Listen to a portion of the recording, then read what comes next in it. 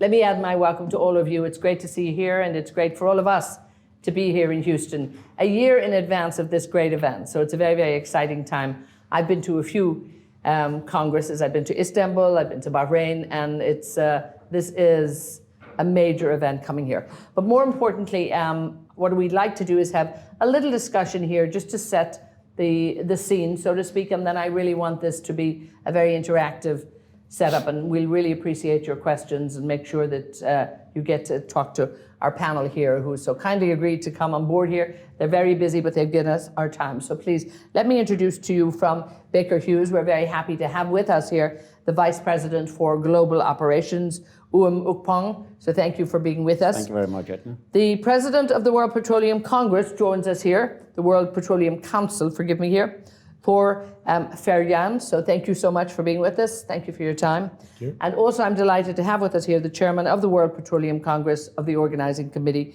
Jeff Shelibarger. So gentlemen, thank you so much. And Jeff, I'd like to start with you. And if you can perhaps give us a feeling for how important is this Congress for the industry indeed? For the industry, it's a big deal. There are a lot of conversations going on today with respect to what should be the priorities, what's the future of oil and gas, what's the energy transition, what's our impact on climate change. We need an opportunity to have a conversation around those topics. The World Petroleum Congress next year in 2023 allows for an opportunity to have global stakeholders, global input into that conversation, understand what the realities of oil and gas and transition are, and then start to talk about maybe what some of the solution space is for those. And Tor, when you look at the great work that's gone into this and the interest there is from the energy, you're also hearing back from people that you're talking to the role of this Congress and what it will mean, for the oil and gas industry, indeed for the energy industry. The World Petroleum Congress is called the Olympics of oil and gas, been for a long time. And this now taking place in the capital of oil and gas, Houston, adds value to that. And of course, as Jeff just said, to be able to address the key issues of the energy industry today, energy transition, climate change, geopolitics, innovation, perception of the industry, and attractiveness to talents, those are issues that we can bring together stakeholders here in Houston to discuss in depth and address what will the future be for this industry in a global context. It's a global Congress. And of course, that conversation, we think everybody has a part in this conversation. Correct. And I think when we look at, the role of the energy sector at the moment, it's very much about cooperation, it's about collaboration, it's about, you all talking together, where I think if we look back years, perhaps this was more of a siloed industry. How important is it now that we're seeing much more harmony in the industry? I think the discussion around that harmony and coming together is collaboration and how you bring technology to play as we think about the energy transition. So what do we deploy technology-wise, and how do we talk about this in the WPC to be able to help bring in place low-carbon solutions to the industry to drive the narrative that Tor and Jeff have talked about. So that's where the focus is going to be for me, from my perspective. Technology, innovation, and what we can do to advance energy and the oil and gas community moving forward. Now, this conference, the Congress, has been held in various parts around the world. It's been in the US before, but it's been a while. Why Houston, and why now? Houston is the center for the oil and gas industry. This is a great place to bring people to. Most companies around the world in this industry have offices in Houston. It's a very welcoming city. It's a diverse city. The high-level government delegations have passed through Houston, and I think it's just a great place to come and bring those folks. Houston has a strong reputation, is a leader in innovation in some of the other technologies. It's an opportunity to introduce those as well to our global colleagues in the other industries, in the other countries. And Tor, of course, there's a great team here too that's been working with you in terms of bringing this to Houston, but you tried to get it to Houston before. So obviously something was right. I think the looking at making sure that it came here. How important is it? Here we are, the center very much of the American oil production, and we look at how the US now has become such a major player in oil. So for the rest of the world coming here too, how important do you think that'll be? Yeah, this is the third time that Houston tried to bring the Congress here. But it's a voting process. It's nothing that we decide as a council. It's a voting process amongst our more than 65 member countries. But having it here in Houston, looking about Houston into the energy city of Houston, which is more than oil and gas, but also into the other businesses in Houston, looking at aviation, at space industry, as the medical industry, all the startups, the IT.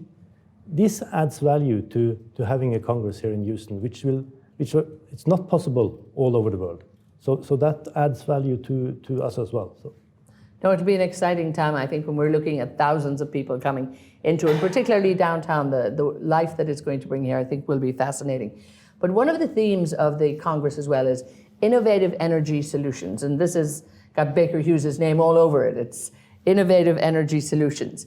Obviously, this is going to be a great opportunity for, a company like yourself to really showcase the tremendous work you do. And at a great time in the industry, I think, when there's a very new dynamic around digitalization and just a bright new future. Tell us a little bit more about that. So, it's good you touched on digitalization, because every time we talk about digital, it's all about doing things better and doing things faster.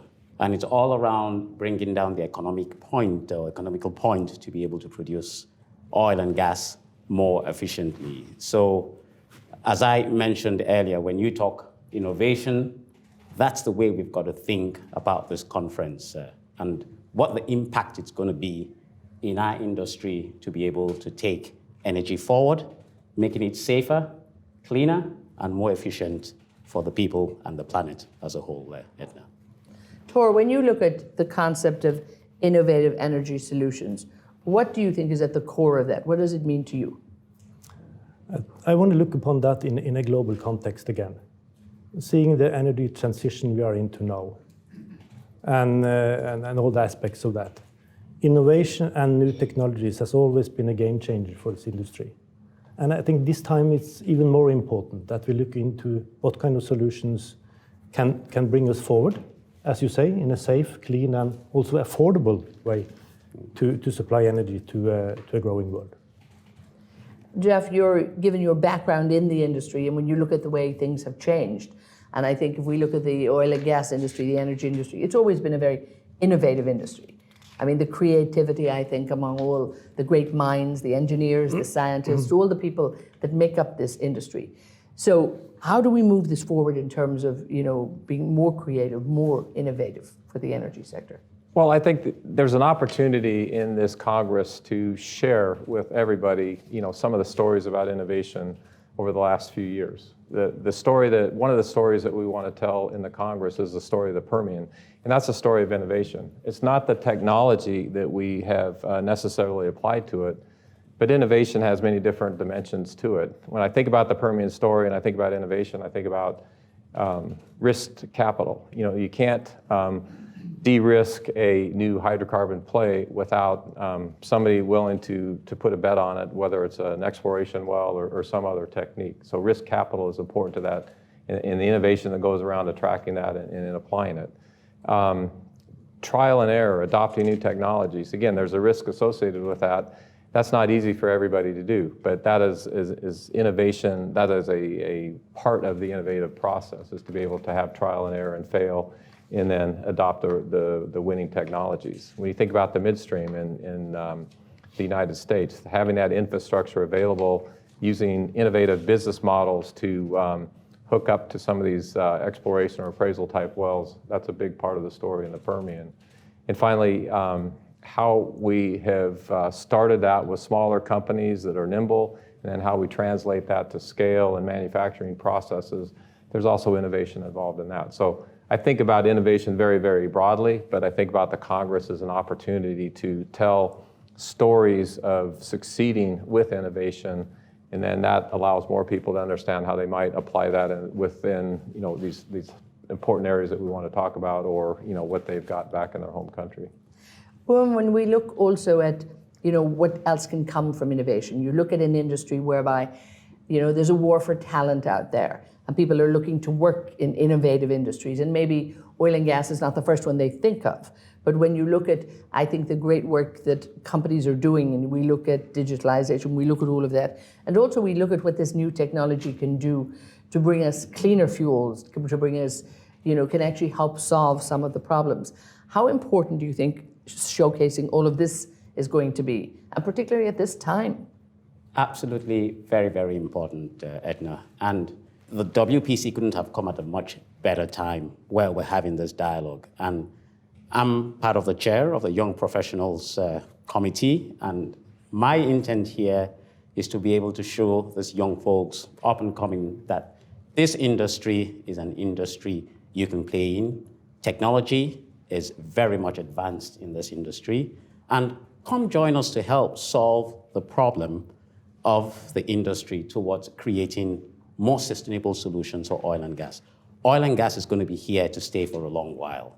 So it's best we all come together and attract best talent and the young folks to come in and help address the challenge that we face as an industry. And I know both of you want to come in on this one here. Tor, when we look at sustainability and we look at climate change and we look at the role, there is in many ways a dilemma there, because the industry is needed to fuel economic growth. It's also, we need to play our part in making sure that this is a cleaner industry going forward. And do you think that's very much at the forefront when you're talking with the program committees and when you've got everybody in terms of the agenda? How important is that conversation now? I think you're right. That's the biggest dilemma we have. We have to supply the world with, as you say, clean, safe, and affordable energy. But at the same time, we have to mitigate climate change. And that's on the top of the agenda in most companies I talk to, and in most all over the world. And I think this Congress comes at the time where really that will be on the top of the agenda globally. Because just before the Congress, we have the COP26 in Glasgow, where the signatory governments have to report on what they have been doing since they signed the Paris Agreement. I expect, I'm quite sure that our industry will be challenged in that phase. We have your presidential elections just in front of that. We have the OPEC meetings. We have G20. All will address climate change as an issue. And we as an industry, we are for sure a part of that problem, but we also want to be a part of the solution. And I think we can be by utilizing technology and by working together and learn from each other. Well, if I could add to follow that. on to that, absolutely. So that yes, builds absolutely. the momentum for the Congress. The Congress is a place where we can have this conversation. There's not an either-or solution. This is a conversation that has to take place, at a country level, at a key stakeholder level, at an industry level, at an investor level, to look for that solution space. I think following all these events, we're going to provide an opportunity for those global participants to come together and have a conversation on, so what do we make of all of this stuff and what's next? And just before we wrap up this part of it, and I'd like to get some questions from all of you. If I may to you, here we are, a year out. There's a lot to be done in the next year. Where's your focus going to be? As I said, I'm a member of the Young Professionals Committee, and that focus is going to be around how do we create excitement around the World Petroleum Congress from the lens of the young professionals. And that's the body of work we're putting together now with Jeff and the team to be able to have something that's going to be a wow factor, but at the same time still deep technically to bring deep conversation through the World Petroleum Congress. Tor, we're looking at, as you were saying, all of these great events that are going to be happening during the year. Intense discussion for the industry to be looking inward. And this Congress will happen at the end of the year, which in many ways it's a great time. So I think there's going to be a lot on the agenda, a lot more even maybe than you might have thought. So again, I think time-wise, it's at a great time to, at the end of the year, to actually come, and all of these key players that will have been at all of these events around the world, they're all going to be present at this, aren't they? Yeah, they are. And for WPC, this is fantastic. To have that opportunity to bring together all these stakeholders that have had these discussions just up front of the Congress. we have to create that platform and that environment where this can be discussed openly and honestly, based on innovation, based on the best thoughts, and look forward. What can the solutions be? And Jeff, I'll leave you in this part of our discussion here, the closing word on this. Time-wise, it's also time to look back and look forward. So, I mean, a very timely, the end of the year, next year, 2020, and it's almost a milestone, 2020. You have a lovely tagline, the beginning of what's next. And it almost comes at a very timely, position too, I think, in the calendar. Yes. Well, the world continues to move. So the beginning of what next is trying to reflect, we have to build on what the past is. We have to take, what comes to us, but we always have to be thinking about what's next. I think that today, as we sit, we are well grounded as an organizing committee to put this together. We've got great sponsors helping support us. We have an exceptional organization put together to put this event on. We have the support of our stakeholders here locally, nationally, and globally. We are putting the final pieces of the program together as we speak this week. So we look to announce to the world with our registration opening in January that we're live and we're ready to go, and then work on executing just an outstanding event, an outstanding environment to have this conversation at the end of the year. And there's been a lot of work already put in, so you're well on the way. And we would like to take some questions from you, please. Everybody is here. Anything that's on your mind that maybe we haven't covered? Please, Hi. yes. Giselle Greenwood with the Houston Business Journal. What will be different about having the Congress here in Houston as opposed to other cities? Or as opposed to have the other Congresses in other cities? Wonderful. So again, having it here, and particularly since it hasn't been even in America for 30 years now. So. 33 years. Well, maybe let Tor start and then I'll add to it because you're Yeah, I the one that... already mentioned that. What differentiates Houston from many other cities, potential cities, is really the diverse industry that you find in this city. As mentioned, from space, aviation, medical, absolutely everything. And to learn from each other and also to share overviews with them adds a fantastic lot of value. And I think that adds the extra value having it here. I would just add to that, Houston is very accessible, so we have a large population of industry folks here in Houston already. It's easy to bring people from around the world to Houston. We have an outstanding event location, the George R. Brown, the Discovery Green, and 2 hotels, so everybody's gonna be in one place, not gonna have to move around a lot. We can really focus on the content. And as Tor said, we can introduce Houston, the non-energy part of Houston, to the energy industry on a global scale, which they don't see every single day. And we can introduce our global colleagues to some of the other resources, industries, technologies that we have here in Houston. Uwem, please on this. I mean, for me, it's just simple. Houston is the energy capital of the world. So from an accessibility standpoint, we being able to showcase what we have as an industry, this is the best place. We're going to have a delegation of the World Petroleum Council visit some of the companies here in Houston and their technology centers to showcase what we do. So it just makes it very ideal, I would say. Tor, please. But I think it's one thing that's important. We are a global organization. So to really ensure that this is global, we address the issues in a global context. Of course, we can learn from what you're doing in Houston and US, but there are others as well that we can learn from and that will bring us forward. So the global focus will be there on the global issues. And also, I think when we look at all of the companies, I live in the Middle East, and we look at even the big Middle East companies, they have a great relationship with Houston. And, the big key companies, they've got offices here, so many of them to have that interaction to come. And the big focus, of course, in the US, I know I do a lot of work with OPEC, and, they look very much about coming to Houston. We'll see many of the ministers I know that will be here to have that dialogue with the CEOs here, with the policymakers here.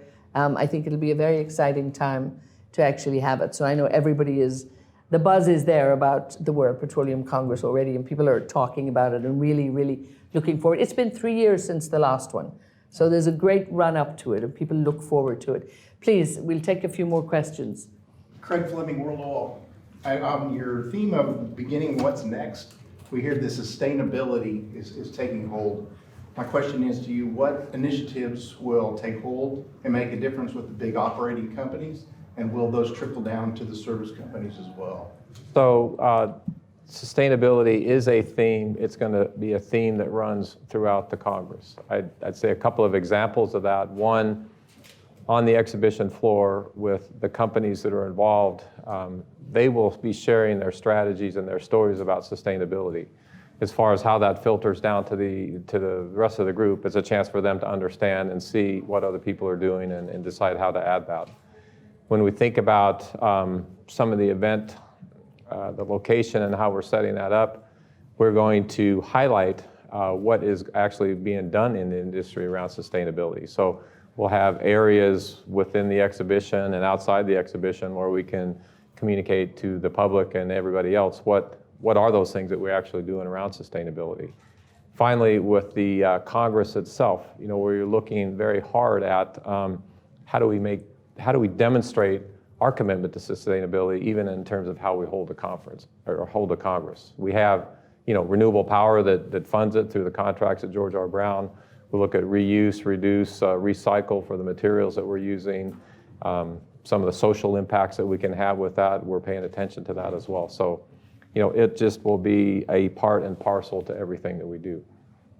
And I would add, I think there are two dimensions to this. One, from a service company perspective, we've not waited for the E&P companies to push us. We've taken objectives ourselves, and Baker Hughes as a company has said, by 2050, we're going to get to zero net carbon emissions. So that's a corporate social responsibility which we've taken as an organization. So I'll keep that dimension aside. On the other hand, as we respond to opportunities with the E&P companies, whether it's in Africa or Latin America or in Europe, they're asking us in our response to the bids to quantify what our carbon reduction strategy is and how we're going to reduce carbon emissions in those projects. And you score points on the basis of that response.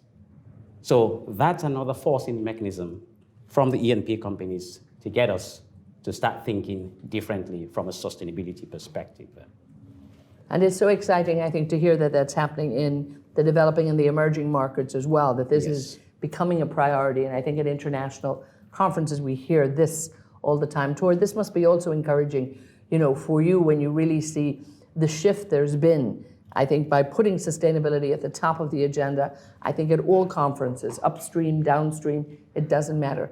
People are listening, they're taking action, the industry wants to be seen to be doing something. I think it's important to really also look back a little bit. That's what's sustainability. The definition of that you have to ensure that you have a financial sound business, you have to take care of the environment, and you have to develop the society that you live in.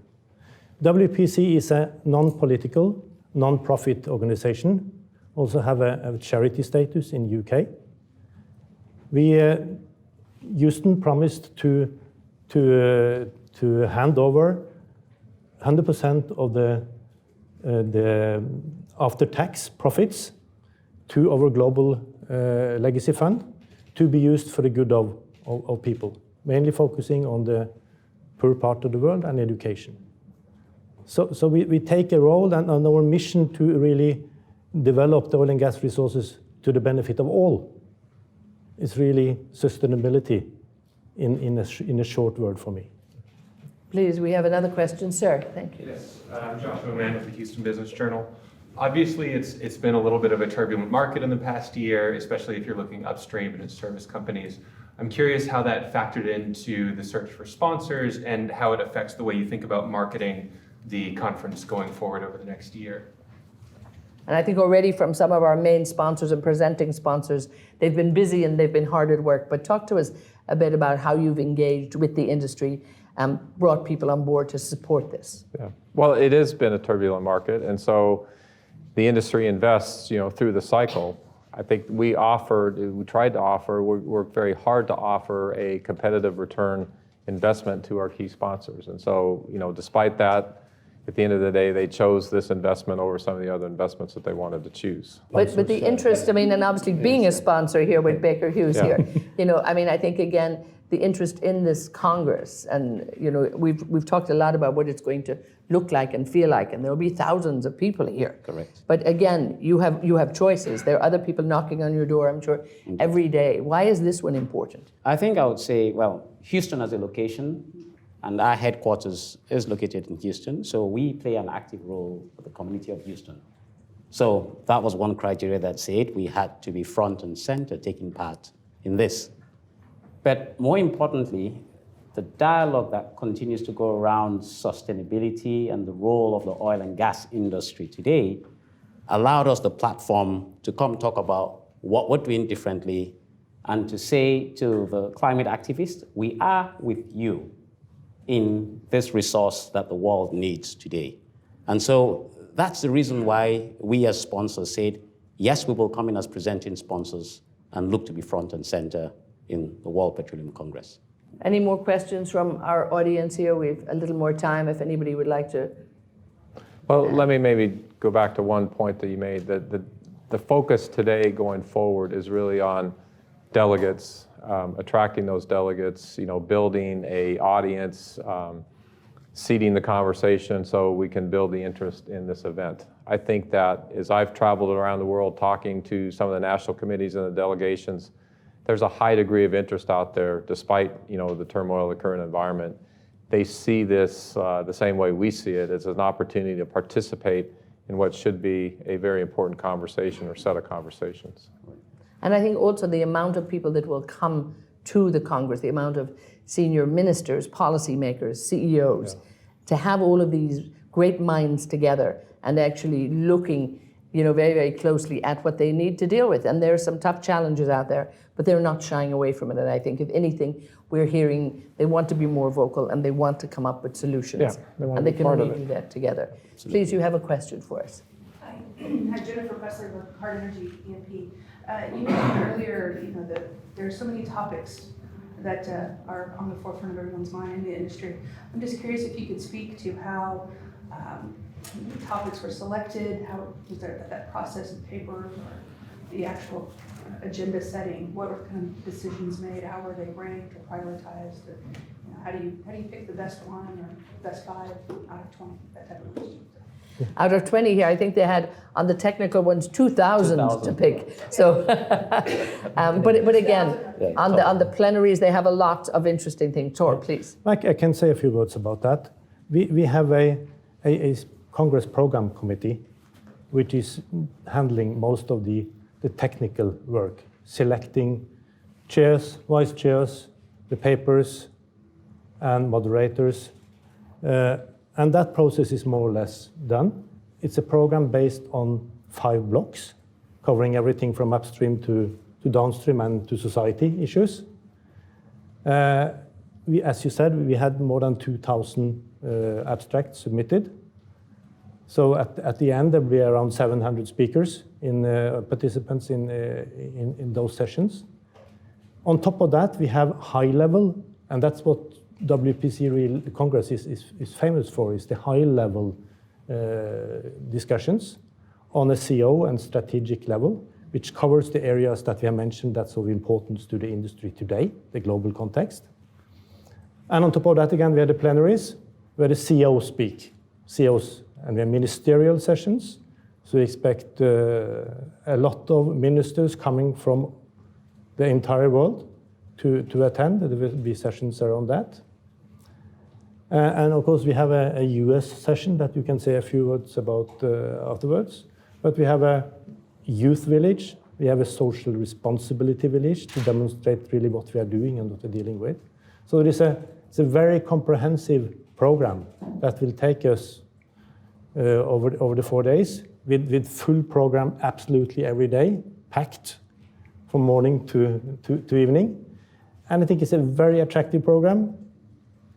It will address the key issues of the industry today on all kind of levels, and both for exhibitors and for participants, this should really be an attractive Congress.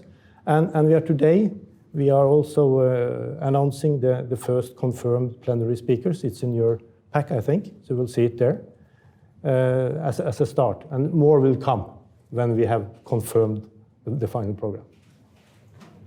Jeff, did you want to talk about Well, I would just add that list of technical topics and presentations is worked very hard by the Congress Program Committee. The topics that Tor mentioned, climate change, energy transition, some of the innovation that goes on, attracting people to the industry's perception, those are handed to us. Those are the topics that are the conversation of our stakeholders around the world. And so by our mission, we have to have a conversation around those topics. All that we have a program committee, the Secretariat's office puts that entire high level, mid-level, low level together to allow that story to be told over the course of very different kinds of sessions. And of course, I think the richness too and that tradition for the technical sessions is just so powerful here. Yep. I mean, the submissions were at the record level here from all over the world. I mean, this is 2,000 abstracts from around the world. We'll select 59 countries. 59 countries. We'll select the best ones of those to present at the Congress. So I think we're going to see a lot going on. Just in closing up, unless we have another, perhaps one question from anybody, I hope we've been able to answer a lot of those. But looking ahead to the year that we have left before, we're actually, back sort of at the door with our registration badges and ready to go. For Baker Hughes, this is going to be a very exciting year. So it is. You're, looking ahead to, with fresh eyes, and talk to us just very quickly to wrap us up in terms of from here to the Congress. What are you working on? I think I stressed some of that point earlier on. It's continuing to work on the messaging and continuing to show to the industry that we're out here to help reduce carbon emissions. And so the technologies that are going to drive that is what we all need to continue to talk about and collaborate on. Now, you stressed a good point on policy. I do believe policy, technology, the business model of the industry, and societal behavior is going to help drive all of this together. And that's where Baker Hughes as a company is actively involved, working with governments, policyholders, the E&P operators, to bring all of this together with technology to make sure we are taking energy forward. And everybody must be at that table. Everybody must be included. Absolutely, absolutely. So we'll be front and center, fully present, and support Jeff and the great team to be able to put up a great show come December 2020. So Tor, this time next year, what do you want people to get from this Congress? Because every year we look at, the work that the Congress does, and it's in a new city, it's in a different city, it's more dynamic, it's bigger, it's better. Where do you want it to be? What do you want people to be walking away with? That's a challenging question. But what most important is that we create a program with content that really make sure that we are able to discuss with all stakeholders these critical issues. And I hope that through dialogue, to share ideas, to learn from each other, look back and look forward, there are some directions of solutions that we potentially can see. But the WPC's job is to create that arena, that dialogue arena. It's up to the participants really to discuss and come up with those ideas. So we are really making that arena. And I'm going to leave you the closing word on this one. So I'm excited about it. I've been in the industry 40 years now, and we've had conversations in the past. The world ebbs and flows, but we're at a point in time, especially when you look at the agenda globally next year, it's time to have a better conversation about these issues, and I think this is the opportunity to have that conversation. My focus is making sure this event provides the best opportunity possible for the conversation.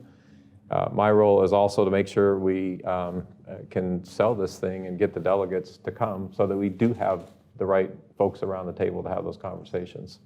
But it is really, to have this opportunity in Houston. I've had people tell me from around the world, there's no other place that you could have this conversation except Houston, Texas. For all the reasons that we know why it's good to be in Houston, that's the perception of the rest of the world. So we're going to take advantage of that, and we're going to try to do the best job we can. Yes, and I think everybody is looking forward to it.